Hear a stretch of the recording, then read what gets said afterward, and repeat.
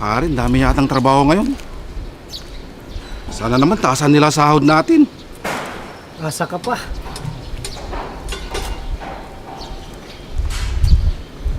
Gusto mo ng sideline? Daling pera lang to. Ayos na. Anong sideline yan? Naghahanap si boss na magdi-deliver ng droga. Simple lang gagawin mo. Daling pera to. Nako, tol. Delikado yan. Labas ako dyan. Ba't ayaw? Sansa na to. One time, big time.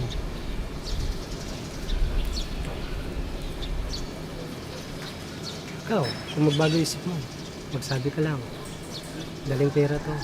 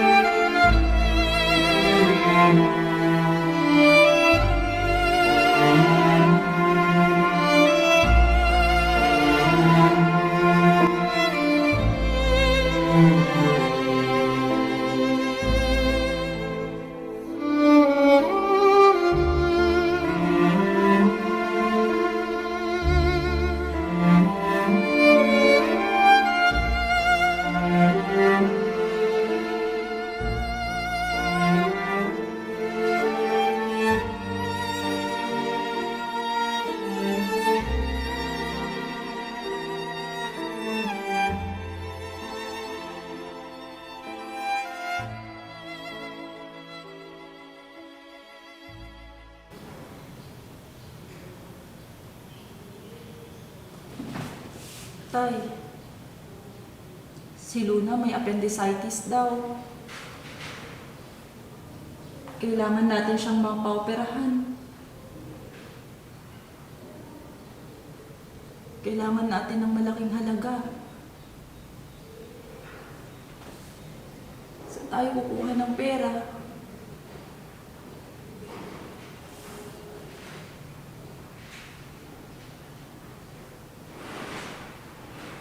Huwag kang mag-alala. Gagawa ko ng paraan.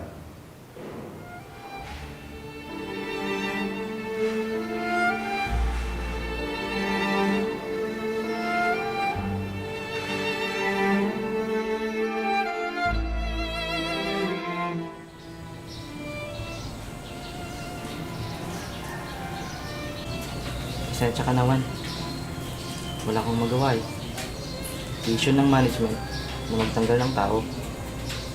Kulang tayo ng pondo. Hindi ko man ito gusto.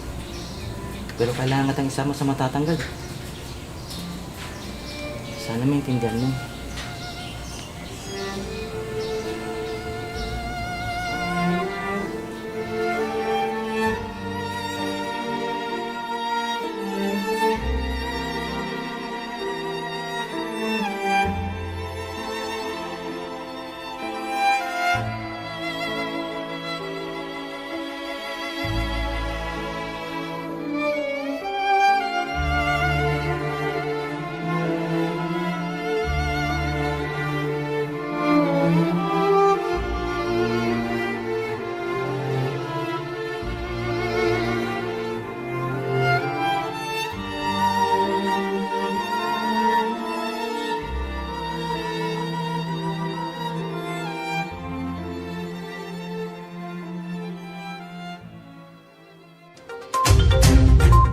Nagbabagang balita, drug pushers nahuli sa mall alas 7 ng gabi.